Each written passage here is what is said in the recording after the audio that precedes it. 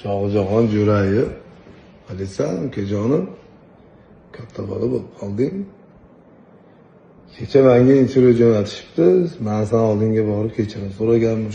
Men uzr so'rabman sendan. Sen g'alatiroqmisan yoki yosh bolamisan?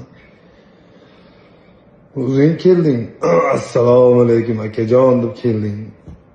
Saloming bo'lgani uchun men bilan sen bilan so'rashdim ukam.